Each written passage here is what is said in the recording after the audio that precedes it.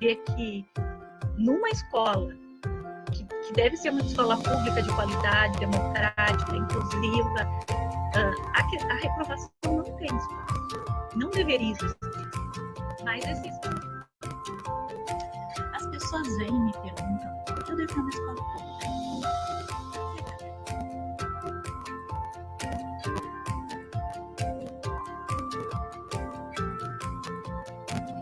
Eu acho que esse tema da gestão democrática na escola é um tema que nós vamos ainda falar muito nesse canal.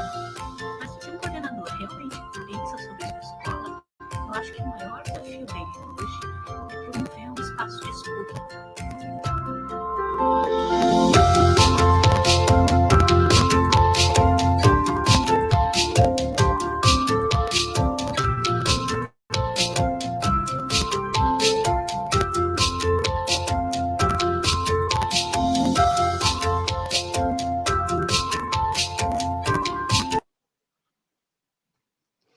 Boa noite! Que legal! Mais uma noite que a gente vai conversar sobre educação pública de qualidade. Vou iniciar aqui no Instagram e a gente vai fazer juntos, né? No Facebook e no Instagram. Então, eu vejo aqui, eu organizei aqui para poder falar direitinho nos dois, eu espero que eu consiga. Eu preciso só fazer assim, às vezes, para poder ver quantas pessoas já estão no Facebook. Boa noite para todo mundo que está chegando. O tema hoje é a solidão do professor no dia a dia da escola. Então, antes de eu já começar a falar, vocês podem ir pensando um pouco sobre esse tema, e aí a gente vai discorrer um pouco sobre essa ideia da solidão do professor no dia a dia da escola. Enquanto isso, eu vou dizendo oi para todo mundo que está chegando. Cláudia, Raquel, Yara, Patrícia, Cici, Ninha. Nossa, que saudade! Boa noite, Ninha. Faz muito tempo que eu não te vejo. Então, na semana passada, nós conversamos sobre professor, sobre a inovação, sobre esse professor inovador que precisa, né, ser inovador. E aí nós pensamos também em falar um pouco sobre a inovação no dia a dia da escola, como fazer projetos inovadores, mas um outro tema, eu acho que ainda relacionado aos temas que a gente tinha antes, me chamou a atenção e eu achei interessante a gente conversar. A solidão do professor no dia a dia da escola, foi isso que eu chamei. Por quê? Por que eu escolhi esse tema? Porque nós falamos muito de gestão democrática, de escola autoritária, e aí vem um pouco essa ideia do professor sozinho na escola. E aí, eu gosto muito desse tema da gestão democrática, e eu sei, e eu aprendi conversando com vocês, conversando com os alunos, conversando com outros professores, que gestão democrática na escola não é só só assembleia, só fazer o movimento, também tem muito de sentimento das pessoas, né? E a gente consegue aprender muitas coisas na escola. Boa noite para o pessoal que está entrando no Insta, Lucélia, Lucilena, Andréa Batista, sejam bem-vindas nessa live. E aqui no Facebook, a Cláudia diz que a Raquel não deixa ela sozinha, que ouve os meus áudios quando estou angustiada. Ai, que legal, né? Mas quando a gente vai falar disso, e aí eu quero que vocês pensem um pouco, se vocês se sentem sozinhos na escola, se vocês já se sentiram sozinhos na escola, e como isso foi para vocês. Então, enquanto vocês vão elaborando esse pensamento para escrever, eu vou começar com o tema. Porque quando eu falo de solidão na escola, eu não estou falando de sermos sozinhos, não. Nós temos um grupo de professores, não é isso, é um pouco mais profundo que isso.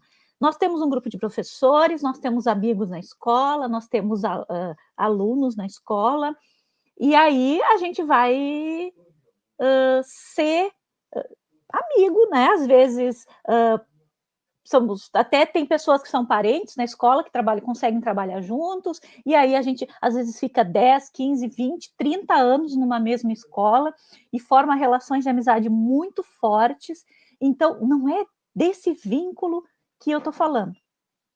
Eu estou falando num vínculo mais profundo, num sentimento mais profundo de solidão, que é quando você está na sua sala de aula, e eu já ouvi muitas pessoas falarem para mim, né? Quando você está na sua sala de aula, e aí você está olhando para os seus alunos e tem uma dificuldade, tem um aluno com dificuldade, e você não consegue levar adiante. Por quê?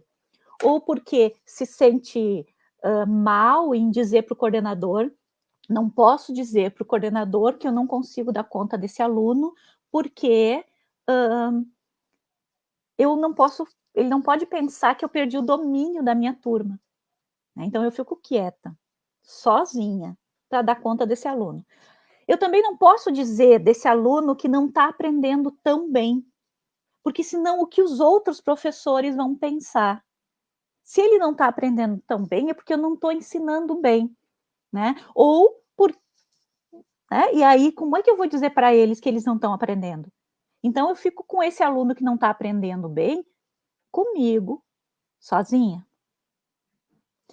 Aí, quando eu vou ver no final do ano os alunos que vão ser aprovados, vão ser reprovados, a gente não pode ter muitos alunos reprovados, né? Porque a gente também tem um índice, uma média, porque a gente está sozinho. Lembrem-se disso, né? Então, eu não posso dizer, não posso ter muitos alunos reprovados, não vou olhar para mim, tu não sabe dar aula?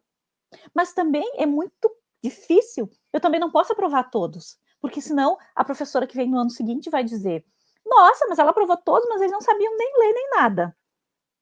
E aí, quando eu estou nesse momento de decisão final, de ver se alguns alunos vão aprovar ou vão reprovar, não é sobre eles que eu penso, mas sobre como a aprovação ou reprovação deles vai fazer diferença na minha imagem.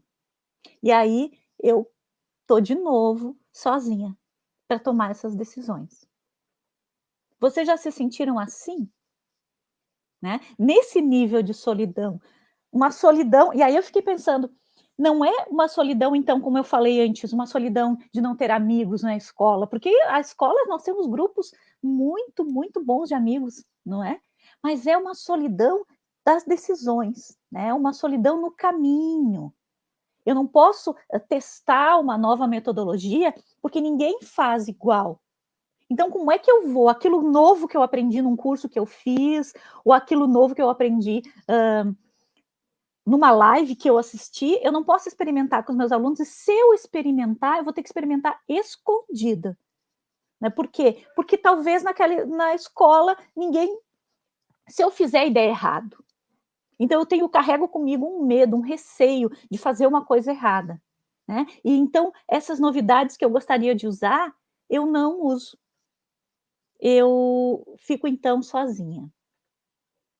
Né? Tem uma escrita aqui, Lucielena Padrão. Quando iniciei, eu era a única professora de séries iniciais, então eu me sentia sozinha. Pois é, existem essas situações, mas tem situações também que a gente está sozinho no meio de todos. A gente está sozinho nesse caminho, e que daí eu digo que eu não pensei ainda como chamar isso, mas não sei se seria uma solidão pedagógica, né? Se eu digo uma solidão pedagógica, eu lembro daquele cara que faz piada com a vida de professor, né? Que ele fala da quadrilha pedagógica, mas seria uma solidão estrutural, talvez, porque a estrutura da escola, assim, hierarquizada, deixa a gente... parece ser normal ser sozinho, tomar essas decisões sozinhos. Né? Então, é quase que sistêmico isso. Então, quando eu entro, mesmo nova numa escola, é difícil, às vezes, de ter uma acolhida.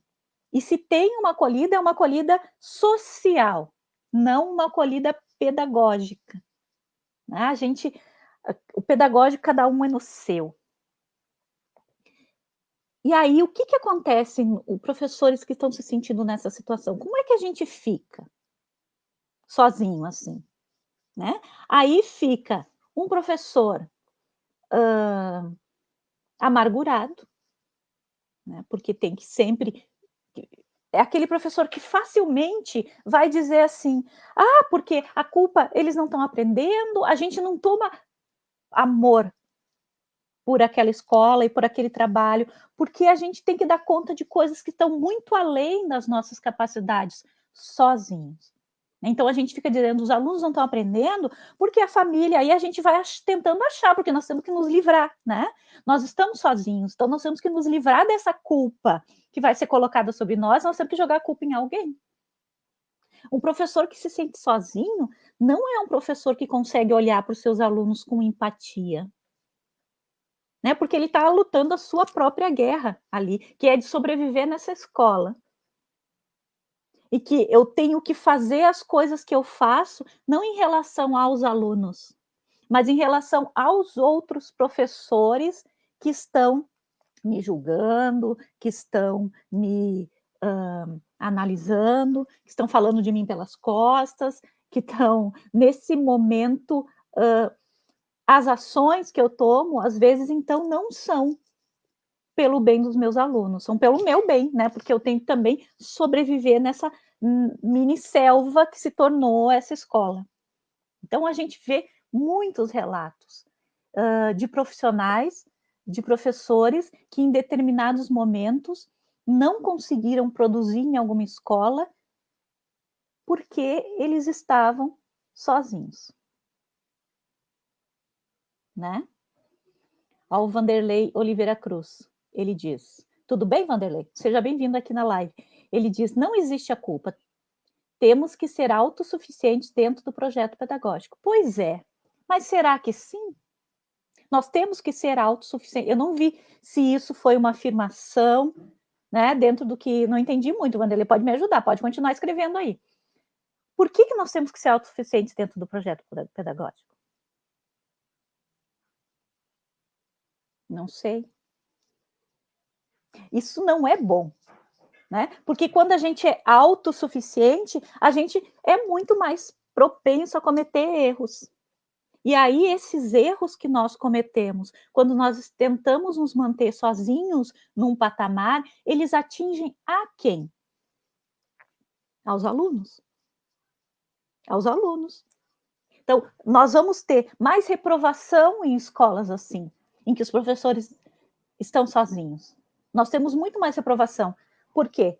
Porque não há uma discussão na escola, no conselho de classe, uma discussão tranquila sobre o aluno em si e o desenvolvimento do aluno. Não existe, né? Existe um professor que, como tem que dar conta sozinho daquilo, olha para os seus alunos e diz, esses aprovaram, esses reprovaram. E aí a gente toma essas decisões dos professores como julgamentos, né, como sentenças. E aí eu que sou uma professora de outra disciplina, olho para aquele aluno que está reprovando só em história, vamos supor, e não consigo argumentar, porque nós não trabalhamos no coletivo, né? Cada professor sozinho avaliou esse aluno de um ângulo diferente. E aí? Aqui tem uma conversa da Isley, não gosto dessa palavra, porque dá a ideia de que eu não preciso do outro para nada. Eu acredito nas relações mútuas. Isso mesmo. Só não entendi qual foi a palavra que tu não gosta. Solidão? Essa que eu tô falando? Ou uma outra que foi citada ali na frente? Autossuficiência, talvez? Não sei qual foi, né, a palavra. Mas, então, nesse lugar em que os professores são só indivíduos numa engrenagem, essa escola, o que ela faz? Né? Eu já falei, mais reprovação, falta de empatia com as relações dos outros, né? Professores mais arrogantes, que sabem todas as coisas, não só professores, mas gestores, coordenadores, todo mundo sabe do seu, e daí? Se todo mundo sabe do seu, quando a gente vai, né? Se eu faço alguma coisa errada, ninguém tem autoridade para discutir a minha posição, porque eu não me meto no seu, você não se mete no meu, né? A Isley ajudou a gente, autossuficiência é a palavra que ela não gosta. E também tem uma falta de perspectiva desses professores em relação a alguma mudança na educação. Como é que vamos mudar a educação sozinhos? Essa falta de perspectiva, essa desesperança, né? Então, a gente acaba andando na escola, trabalhando muito, porque eu tenho certeza que nós professores trabalhamos muito, às vezes não precisávamos trabalhar tanto se não fôssemos tão sozinhos. A gente trabalha muito e não vê o nosso trabalho rendendo tantos frutos assim. Por quê? Porque o trabalho sozinho, ele carece de um impulso para frente, né? Porque daí a gente faz muito o nosso trabalho pelo nosso aluno, mas aí ele naufraga na outra disciplina e a gente não pode fazer nada. Então, nesse sentido, né, esse sentimento de estar sozinho.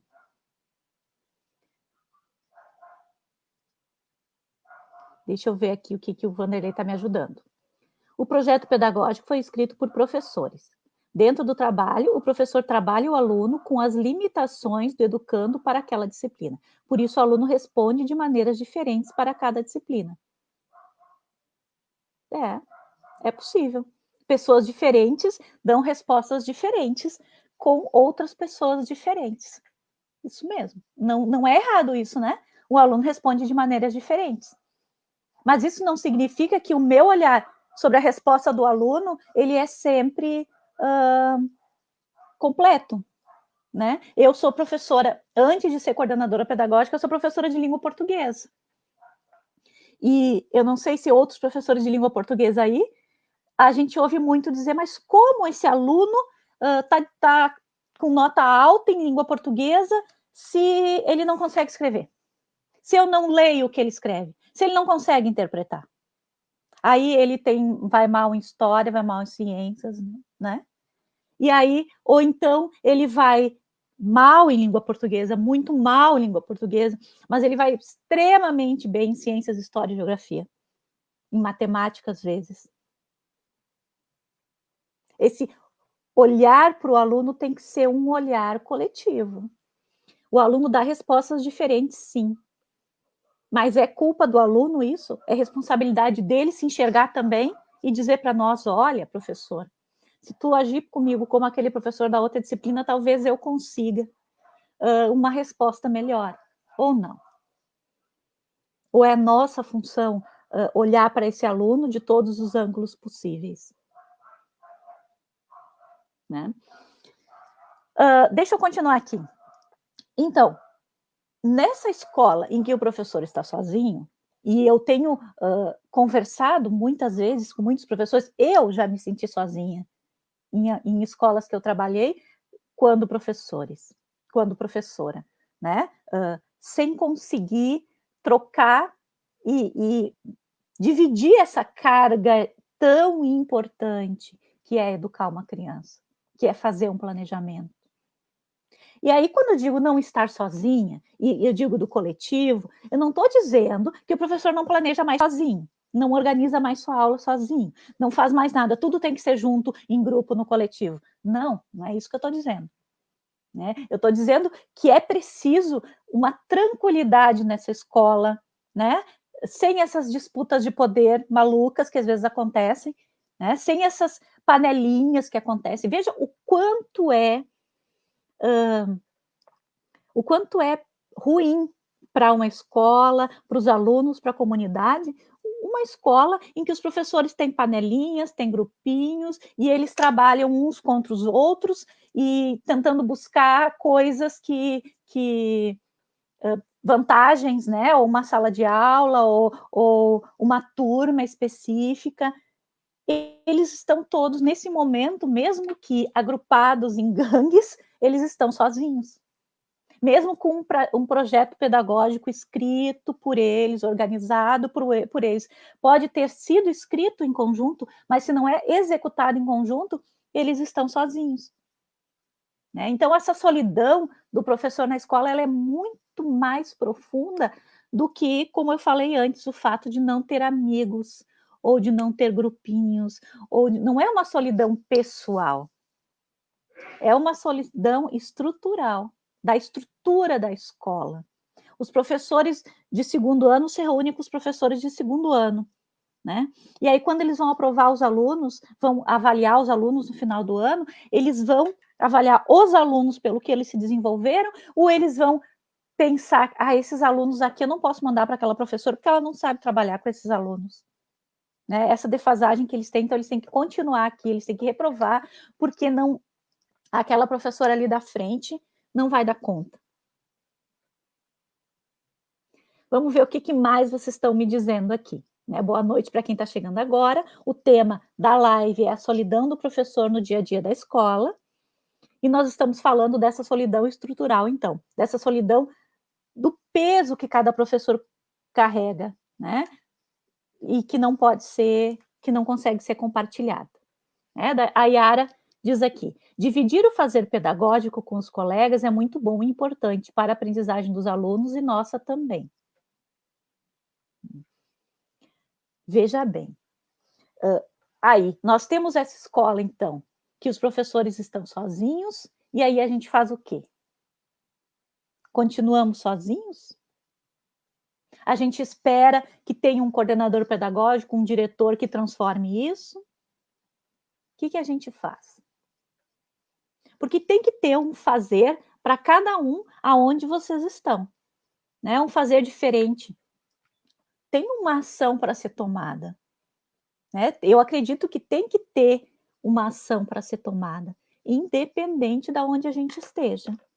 Né? Se eu estou sozinha numa escola difícil, se eu sou um professor novo numa escola mais antiga, com os professores todos mais antigos, né? Se eu não consigo me achar nesse grupo, o que eu vou fazer?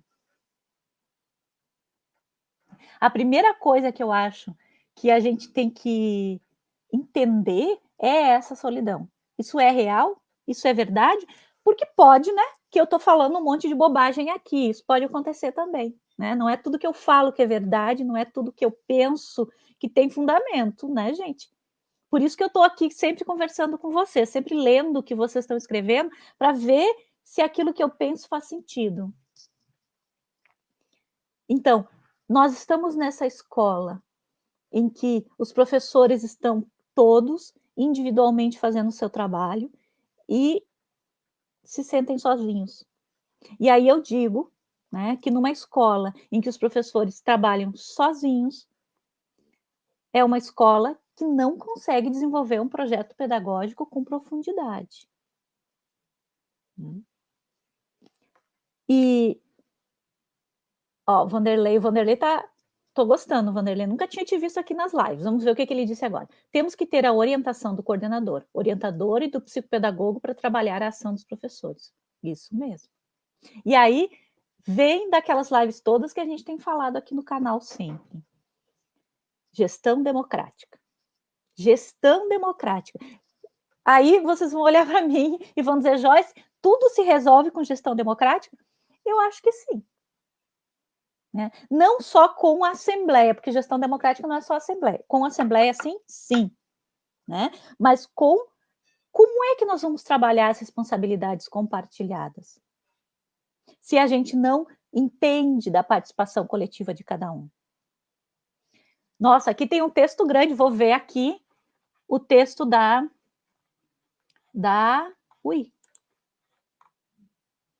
Viviane. Querida.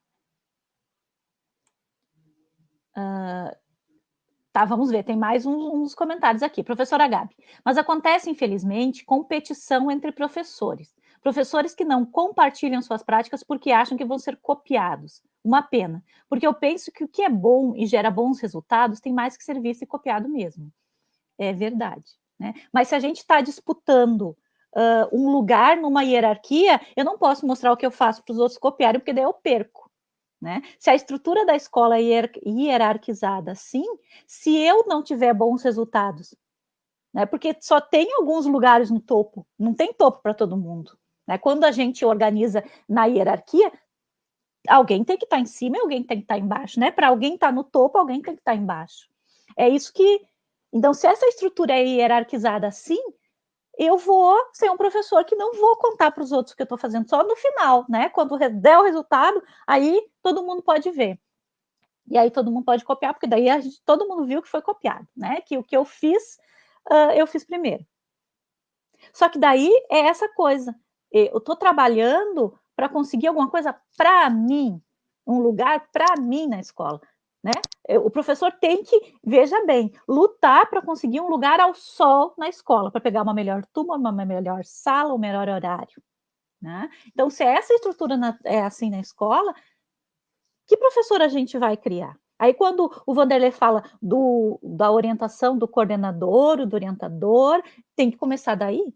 Tem que desconstruir essa hierarquia e de que as pessoas elas estão sendo colocadas, né, nesse lugar melhor, menos bom, não tão bom, quase bom, ruinzinho. Né? Mas vamos ver o que a Viviane escreveu aqui. O segredo é a sensibilidade e amor para tudo. Deixa eu contar o que aconteceu em Curitiba. Hoje, que ouvindo essa live, ligo uma coisa com a outra e vejo a importância da empatia. Faleceu na semana passada uma diretora de escola de Covid. Hoje, a secretária de Educação escolheu para o lugar dessa diretora que faleceu de Covid, a filha dela, que também é professora do município, para ficar no lugar dela. Achei essa atitude linda de compromisso, respeito e carinho. Não estamos sozinhos. Sim. Não sei nem o que dizer disso, querida.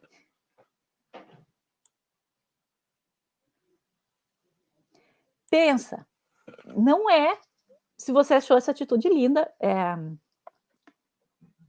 de respeito, existe alguma forma, daí, se a forma de escolha da Secretaria de Educação de Curitiba é a diretora que escolhe, então sim, né? Ela fez uma coisa, pegou uma pessoa de dentro da escola, uma pessoa que talvez soubesse o que estava acontecendo. Mas eu não sei se esse é a melhor maneira de lidar com a gestão das escolas, né? Quando o diretor, o secretário coloca, indica pessoas para direções de escola. Né? Não sei se é muito democrático isso. A professora Tamara está falando aqui, fico feliz que lá na escola temos realizado o planejamento de maneira coletiva, e isso está nos ajudando a ter um olhar ainda mais sensível para entender as crianças e as famílias. O Alexandre. Hoje me perguntaram quem eu sinto mais saudade, se os alunos ou os professores. Óbvio que os alunos. Alexandre, engraçado. A gente aprende com eles. Islen. Ontem, em uma reunião sobre currículo carioca, foi muito bacana que eles falaram sobre suas angústias, desafios e afetos nesse momento. Percebi que o encontro foi muito produtivo. Karen. Somos todos responsáveis por tudo. E o que eu faço reflete na vida de todos os seres. Somos energia. Fazer o melhor para todos, só observar a energia que paira no planeta. E a Patrícia diz aqui, não consigo pensar em copiar atividades, mas ensino compartilhar. Na Dolfina estamos vivendo um momento lindo de pensarmos, refletirmos e planejarmos juntos. Quando a gente pensa em responsabilidades compartilhadas, é necessário que a gente tenha uma estrutura de organização para poder compartilhar essas responsabilidades. Senão as pessoas ficam pensando que não é um compartilhamento de responsabilidades, mais eu tiro do meu e jogo no teu. Entende? Eu tiro no meu e jogo no teu. E aí as pessoas pensam, não estamos... Quando a gente começa a realizar assembleias e a discutir essas coisas, às vezes as pessoas pensam assim, puxa vida, essa assembleia não é porque uns não estão fazendo o que deveriam fazer, se todo mundo fizesse o que tem que fazer, a gente ia resolver o problema e não ia precisar nem de assembleia. Pensa. Por quê? Todo mundo está sempre fazendo o que tem que fazer. Não é, acho que não é esse o problema da educação brasileira. Não é que todo mundo não está fazendo o que tem que fazer. Os professores estão dando aula, estão avaliando os alunos, né? Sozinhos. Esse é o problema. Estarmos sozinhos para tomar decisões que impactam um monte de gente. Olha que responsabilidade. Eu gostaria de inverter o olhar sobre isso. Às vezes as pessoas dizem assim, não, eu dei a aula, eu que sei, se o aluno sabe ou não sabe, ninguém tem que se meter com isso.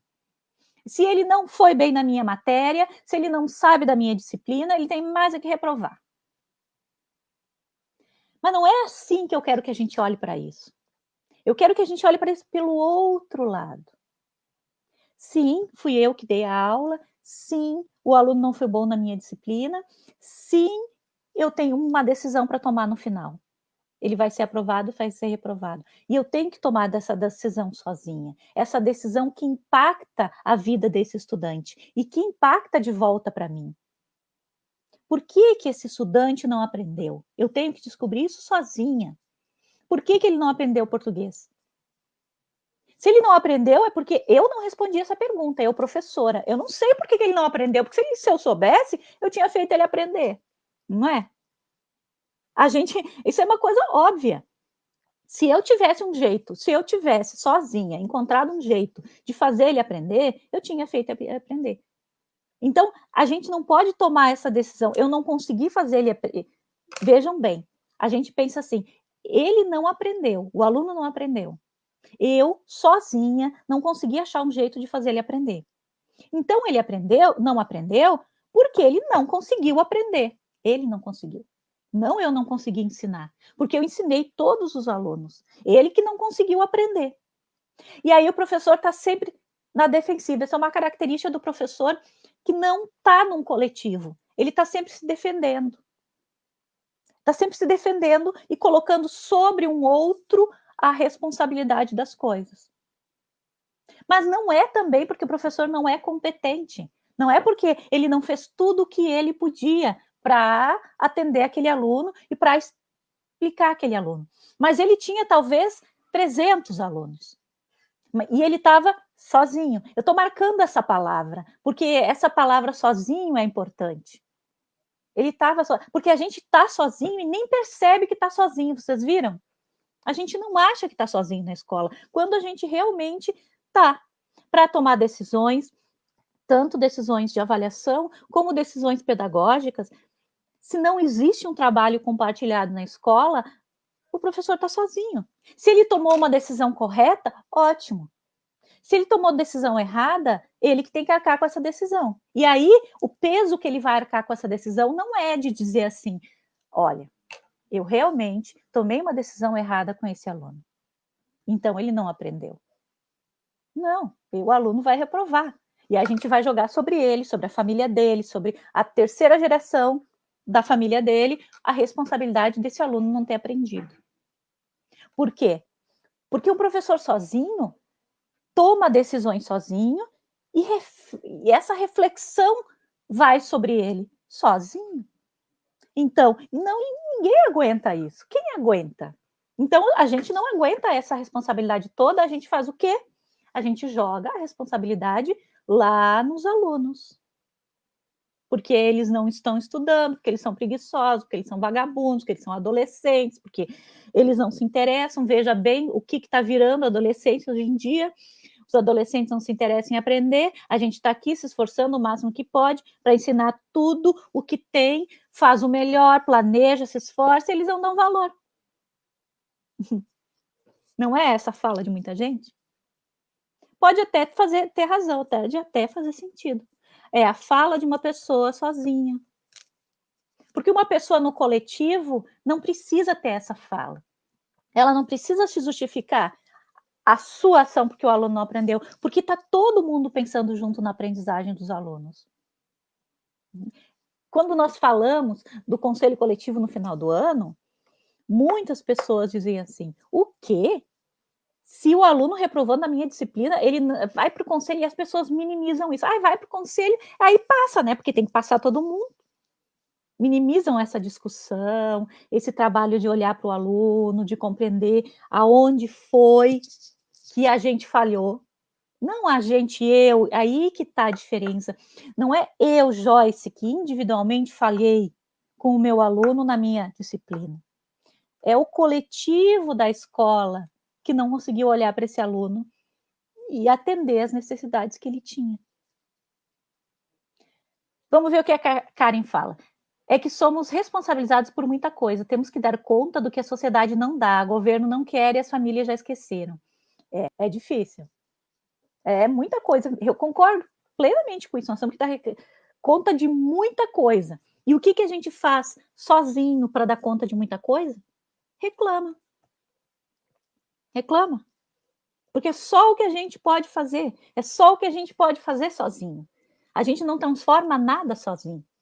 A gente faz alguma coisa na nossa sala de aula. Mas quando os alunos saem da nossa sala de aula e vão para outra sala de aula, aí foi por água abaixo. Né? Claro que eu acredito que tudo o que a gente pode fazer no lugar que a gente está faz diferença. Não quero dizer, não adianta vocês fazerem nada porque a escola de vocês não é coletiva, né? E o que vocês fizeram para os alunos não valeu de nada. Não. Tudo que a gente faz, cada coisinha, ou cada encontro que a gente tem com um aluno, mesmo que seja um só, é significativo para ele e para nós. Tudo que a gente faz é importante. Mas a gente não quer ser só importante naquele momento para aquele aluno. A gente quer transformar a educação. É por isso que a gente está nessa live conversando. Nós queremos transformar a educação pública brasileira. É disso que essa live fala. Professor, quem vai transformar a educação depois dessa pandemia? Quem? Nós. Mas não sozinhos. Né? Não, se nós não compreendemos, eu sempre digo que se nós não sabemos do problema, nós não conseguimos achar uma solução para ele. É por isso que eu estou fazendo essa live hoje. A gente tem que entender que a gente está sozinho. Porque se a gente não perceber a solidão do professor nas etapas da estrutura da escola, nós não vamos tentar achar uma solução para isso. Se a gente acha que é normal mesmo, que o professor tem que dar conta de tudo sozinho, aí eu não estou dizendo, gente, que o professor vai parar de planejar, vai parar de ter as suas responsabilidades, de fazer as suas tarefas, de cumprir suas obrigações. Não é isso que eu estou dizendo. Não vem dizer, a Joyce disse que a gente tem que fazer tudo junto, tudo coletivo, então eu não faço mais nada sozinha. Não é isso que eu estou falando. Com certeza não é. O que eu estou falando é que o professor e a escola que não compreende essa necessidade do coletivo não consegue resolver seu problema. Porque a gente vai tapando buraco na estrutura da escola. A gente não compreende que dividir a responsabilidade, dividir o poder, dividir as ideias, multiplica. Sempre multiplica. Né? Quando a gente percebe que esse maior número de pessoas trabalhando conjuntamente criam soluções melhores, ações melhores, a gente começa a compreender. Né? Então, estabelecer como um problema. O professor não pode ser sozinho na escola. Se eu sou professor, se eu sou gestor, diretor, coordenador pedagógico, orientador, quem eu sou na escola, eu preciso olhar para a minha escola e pensar sobre isso. Estamos sozinhos ou não? O que é, qual é a força do nosso coletivo? E aí, a Karen aqui está falando, joga na educação a responsabilidade de tudo, porque nós não somos fortes para rebater. Nós não somos um coletivo forte. Né? É isso, a Isabel, juntos somos mais fortes, mas nós não entendemos isso ainda. Nós não entendemos o que é esse juntos. Não é juntos só andando numa passeata para defender alguma coisa. Isso é importante também, mas não é só isso. É o juntos realmente dentro da escola. Juntos. dividindo os sucessos e os fracassos. Deixa eu dar uma olhadinha no tempo aqui. Ó, já temos 40 minutos de conversa. Puxa vida. A Nara diz assim: nós somos professores valentes, nós professores estamos sustentando a escola nesse momento, mas juntos somos mais fortes. Claro que nós estamos sustentando a escola. A educação toda brasileira, a educação brasileira hoje, que não tem lógica nenhuma do Ministério da Educação, está sendo sustentada por nós, professores. Nós temos que saber disso. Mas é aí que eu digo, em cada escola, nós estamos sustentando a nossa escola juntos ou sozinhos. Nós fizemos ilhas ou redes, lembrando o querido professor Breno, né? Nunca vou esquecer dessa fala que ele me deu. Vocês estão trabalhando em ilha ou em redes? Né? Aquela ilha que tem medo que a outra ilha descubra o que você está fazendo. Ou nós estamos trabalhando em redes, em que no momento que eu descobri uma coisa que facilita o trabalho, a minha rede já é, todo mundo já sabe, todo mundo fica sabendo, todo mundo pode fazer, e a gente se atualiza o tempo todo, um com o outro. Essa atualização, né, é que faz essa rede crescer cada vez mais intrincada, cada vez mais forte. Né? Mas eu vou repetir, não querendo ser e sendo repetitiva. Né? Enquanto a gente não entende o problema, nós não buscamos solução para ele. Eu acho que isso é a coisa mais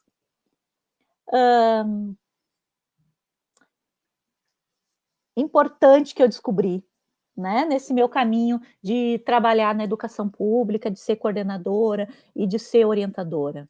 Uma das coisas mais importantes, enquanto a gente não olha para o fato, que é um fato, e transforma ele em problema, é um problema, nós não achamos solução para ele. A gente olha para aquilo todos os dias, passa por cima que nem um lixo no chão, passa por cima que nem um chiclete grudado, pisa em cima, segue adiante e não se abaixa para juntar.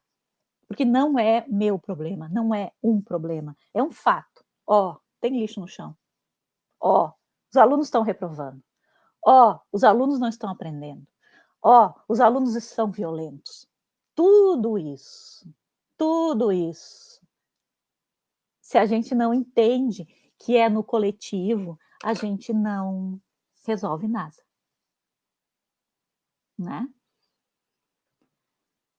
Viviane, acham que junto é pensar igual, todos com a mesma opinião. Juntos é querer o melhor para todos, em rede, aprendendo juntos. Lindo isso. Não é verdade? Eu vou até colocar, deixa aqui se eu acho aqui, Viviane, o teu comentário aqui. As pessoas acham que junto é pensar todo mundo igual. E estão muito erradas. Estar em grupo é fazer todo mundo a mesma coisa, todo mundo ter a mesma ideia. Né? Não.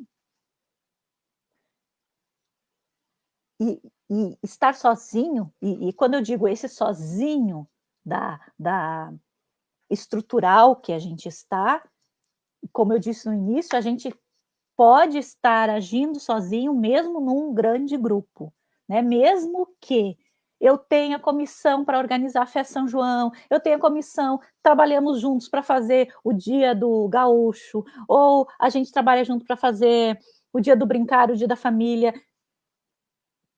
Podemos estar fazendo isso e estruturalmente sozinhos.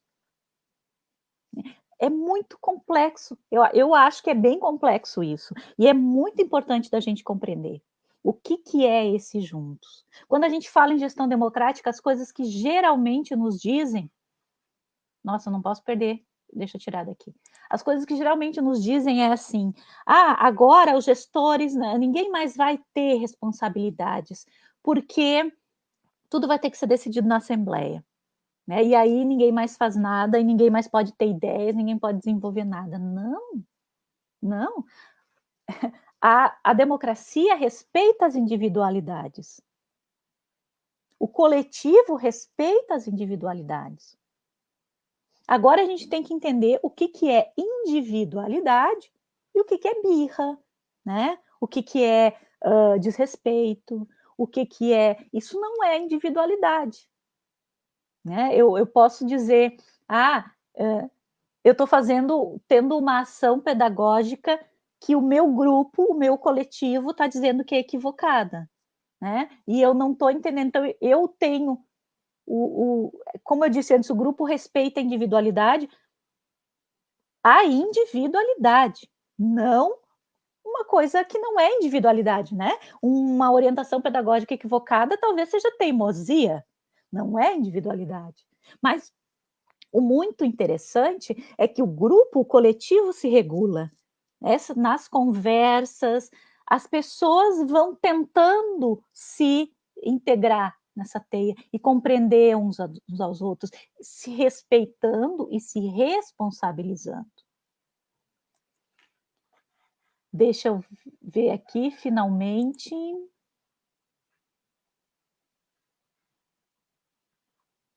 Gostei muito de falar com vocês hoje, né? Acho que a gente está se encaminhando para o final. Já temos 45 minutos aí de conversa. Se vocês quiserem fazer algum comentário a mais, adorei estar com vocês hoje aqui, falando desse tema que fiquei repetitiva, eu acho, né? Até vou parar um pouco, porque eu acho que a gente tem que pensar sobre isso.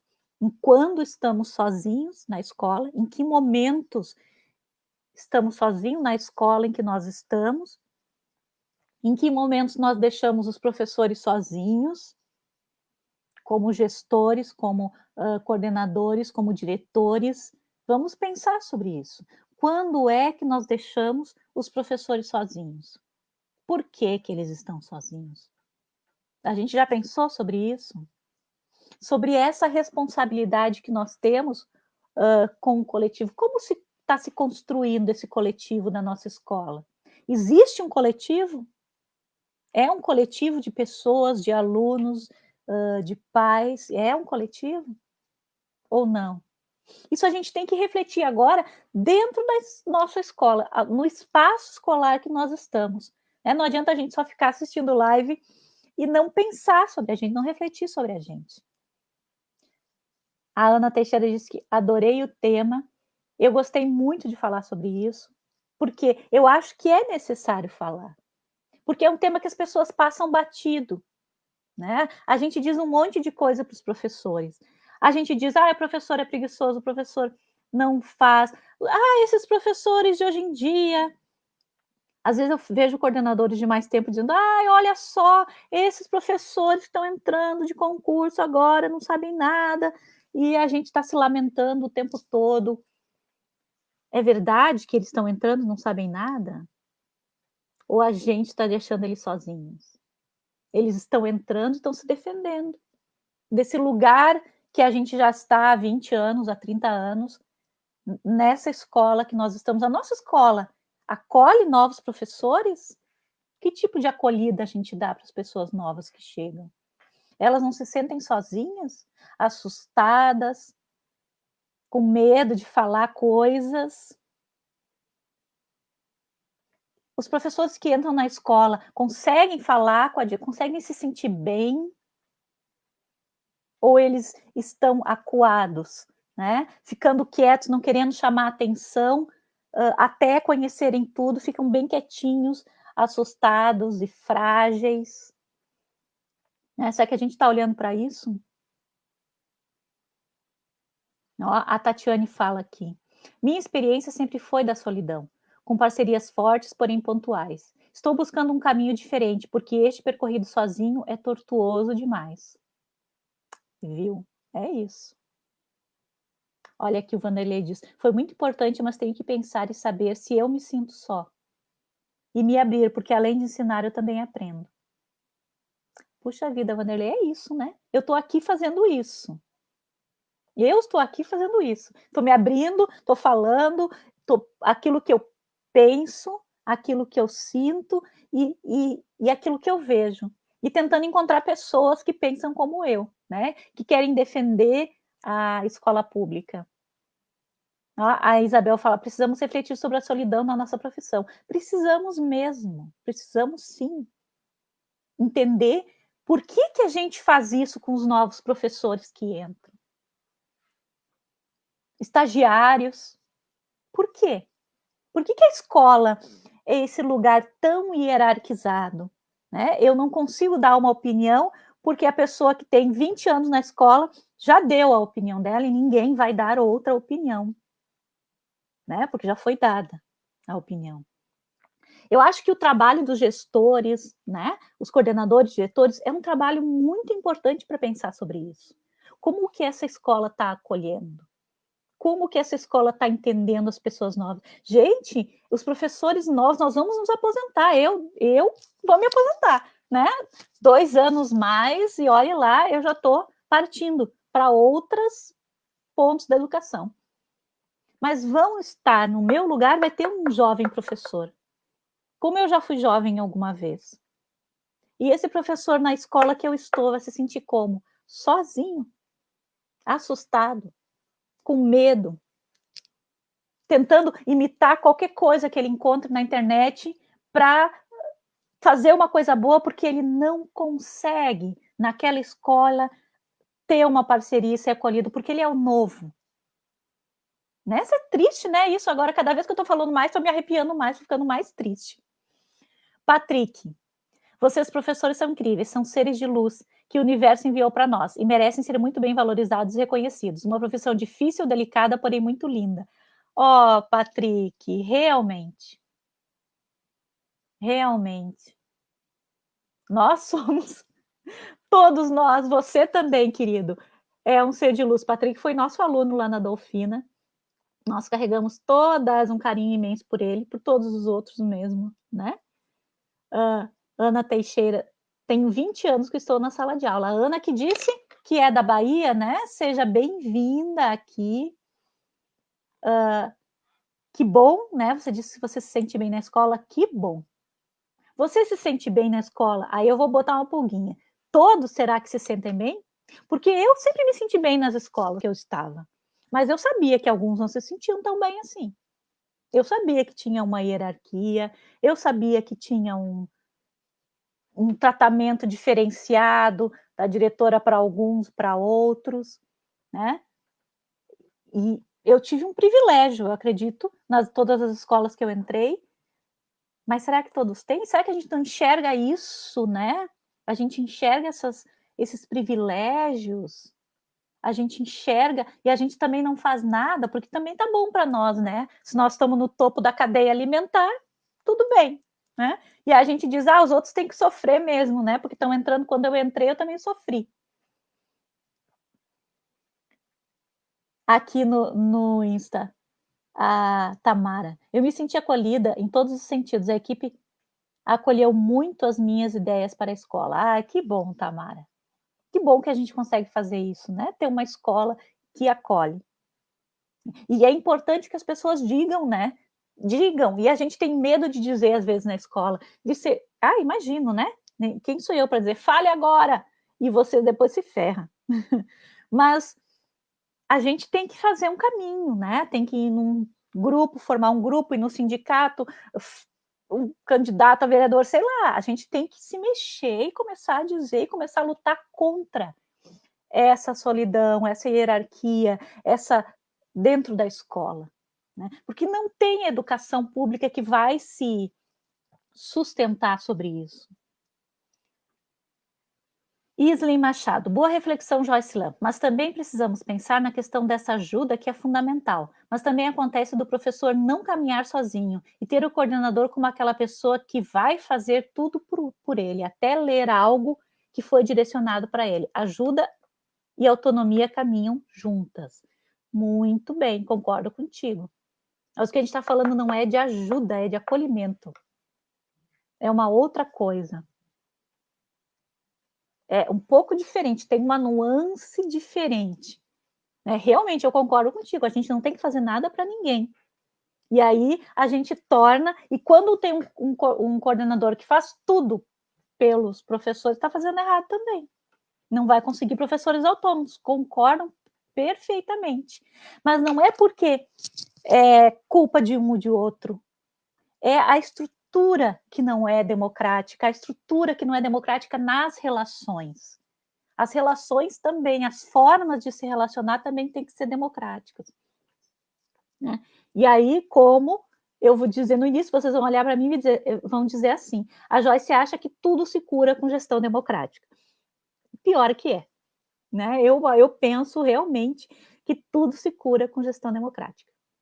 E aí, que a gente está finalizando mesmo, agora 55 minutos, eu quero saber se todos vocês que estão aí já pegaram os primeiros 3 capítulos do meu livro.